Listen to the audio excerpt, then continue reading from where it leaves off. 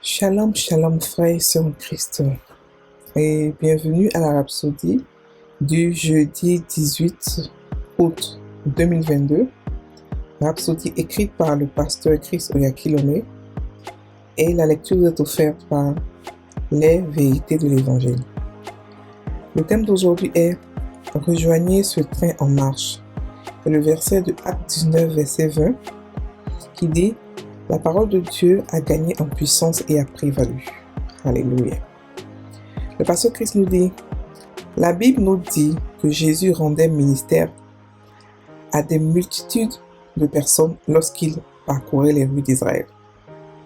Une fois, il a prêché à une foule sur la rive du lac de Galilée et la Bible rapporte spécifiquement qu'une grande multitude de personnes s'est empressée de s'approcher de lui pour entendre la parole de Dieu. Et cela de Luc 5, verset 1. Jésus a prêché que le royaume des cieux était venu et qu'ils devaient se repentir de leurs péchés et entrer dans le royaume qu'il était venu établir. Et cela est de Marc 1, verset 14 à 15. Mais au lieu de croire en lui et d'entrer dans son royaume, ils l'ont rejeté. Il a été crucifié. Cependant, tout cela a contribué à l'accomplissement du plan et du dessein de Dieu. Puis vinrent les apôtres.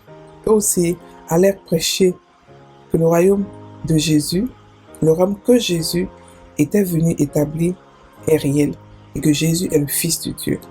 Et que même s'ils l'ont crucifié, Dieu l'a ressuscité des morts. Acte 2, verset 22 à 24. Ils ont prêché que Jésus est vivant et qu'il a été désigné par Dieu pour être le juge des vivants et des morts. Acte 10, verset 42. Alléluia. Le premier jour où Pierre prêcha ce message, ayant été rempli du Saint-Esprit, la Bible dit que c'était à une grande foule. Et 3000 d'entre eux donnèrent leur vie à Christ. Acte 2, verset 41. La prochaine fois qu'il prêcha, 5000 hommes donnèrent leur vie à Christ. Acte 4, verset 4. Ensuite, ce fut une multitude qui a cru. Acte 6, verset 2. De la multitude, c'est devenu une grande multitude. Acte 14, verset 1. Alléluia. Il n'y a pas changé de nos jours. Nous assistons au plus grand mouvement de l'esprit dans ces derniers jours. Il y a eu une telle moisson d'âmes sans précédent dans le royaume au-delà de ce que nous n'avons jamais vu. La parole de Dieu gagne en puissance dans les nations du monde et prévaut. Ce dévotionnel est l'un des outils pour atteindre le monde entier de manière responsable. C'est ce que Dieu veut que nous fassions et sa grâce est puissante sur nous. Rejoignez le train en marche des gagneurs d'âmes. Vous pouvez vous inscrire maintenant sur www.reachoutworld.org si vous ne l'avez pas encore fait et découvrir comment vous aussi pouvez toucher votre sphère de contact, votre quartier ou votre communauté, là où vous vivez et faites des affaires et les régions au-delà. Alléluia, fin de la Rhapsodie. Le pasteur aujourd'hui nous parle de quelque chose de vraiment important. Il nous parle de l'évangélisation. Il nous explique comment est-ce que Jésus a touché beaucoup de personnes. Comment est-ce que les gens étaient attirés par son message et qu'il faisait beaucoup de miracles. La Bible dit qu'il partait dans toute la Galilée, il enseignait, il prêchait et guérissait toutes sortes de maladies.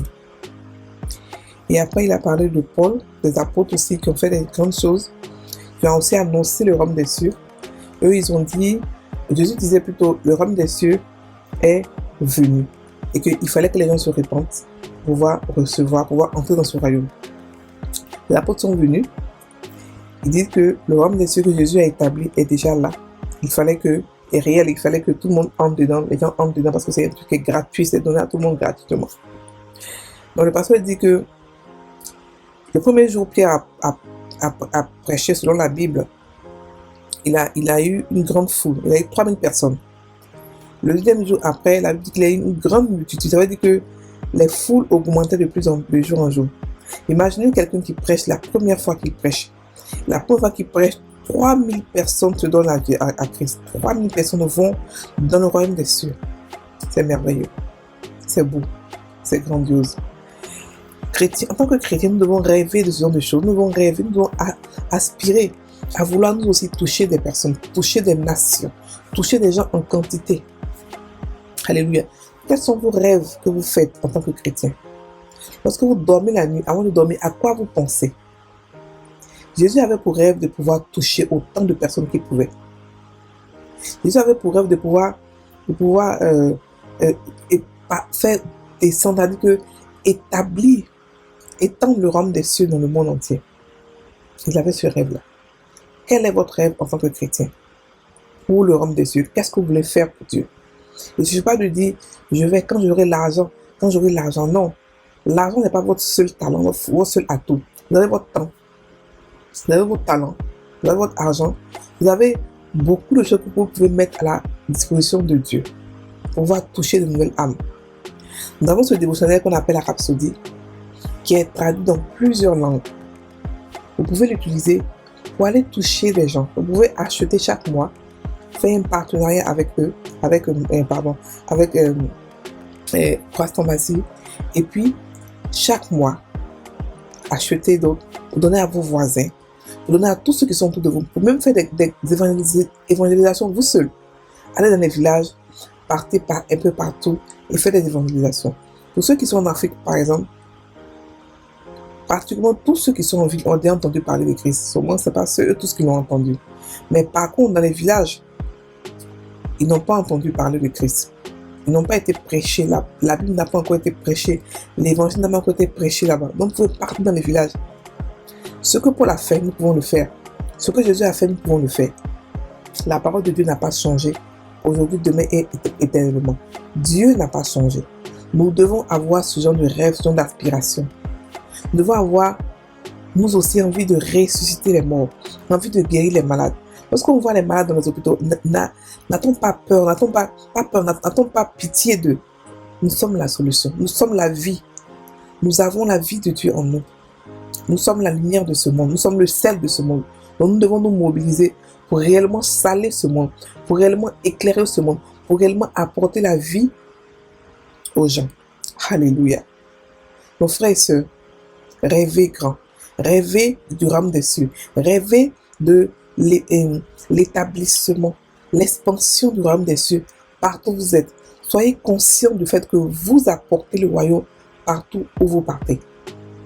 Et rêvons de pouvoir évangéliser des gens par jour, 1000, 10 000, 5 000 personnes, rien qu'avec un discours, par la puissance du Saint-Esprit.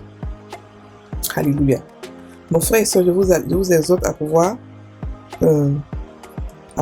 acheter ce dévotionnel chaque mois, le distribuer autour de vous et organiser des séances, des campagnes d'évangélisation, organiser des évangélisations. L'évangélisation pour un chrétien, c'est un style de vie. Ce n'est pas forcément quand il va aller à l'église et que le pasteur va organiser des campagnes d'évangélisation. Non. Un chrétien est un évangéliste de tous les jours. C'est-à-dire que tous les jours, il doit parler de quelqu'un à Christ. Parce que, regardez, le message, ce qu'on a reçu, ce dont nous parlons, la bonne nouvelle, c'est quoi? C'est que Dieu est venu sur la terre pour nous rendre Dieu comme lui. Il a pardonné nos péchés. On est mort, on est revenu à la vie. Il nous a donné plein de cadeaux. Le paquet d'amour qui compte la prospérité, qui compte la santé divine, qui compte l'autorité sur Satan, qui compte le nom de Jésus, qui compte le Saint-Esprit, sa parole dans notre bouche, qui est aussi vie comme lui. Sa vie à lui, sa nature. Il nous a tout donné. N'est-ce pas un merveilleux message à partager? N'est-ce pas un merveilleux message? Le diable fait beaucoup de dégâts. Il détruit beaucoup de familles. Et nous sommes la solution. Donc il faudrait qu'on se lève pour pouvoir toucher les gens. Il faudrait qu'on se lève pour pouvoir faire avancer l'évangile. L'évangile avance, frères et sœurs. Ça n'a pas l'air, mais l'évangile avance d'une manière que vous ne pouvez imaginer. Aujourd'hui, les portes n'ont jamais été ouvertes, ont été ouvertes pour l'évangile. Donc ne croyez pas que ce que vous voyez, les news que vous voyez à la télévision et tout ça, l'évangile avance. Avance à grands pas. Jésus revient bientôt. Il faudrait qu'il revienne vous voir en train de travailler pour lui. Alléluia. Donc touchons les âmes. Touchons les âmes. Et après les avoir touchées, rendons-les matures pour la nuit de noces avec Christ. Alléluia. On va maintenant prendre la prière. Répétez après moi. Cher Père, Tu nous as envoyés afin d'apporter la connaissance du salut à tous.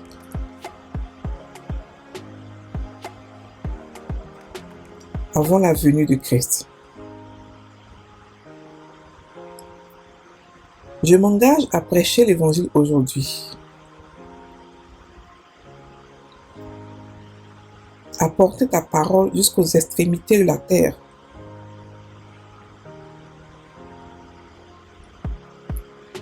À enseigner à toutes les nations le chemin de la justice. Tu nous as donné le ticket d'accès au monde entier. Et nous impactons les nations avec ta vérité. Au nom de Jésus. Amen. Frères et sœurs en Christ, passez une très bonne journée. Soyez bénis.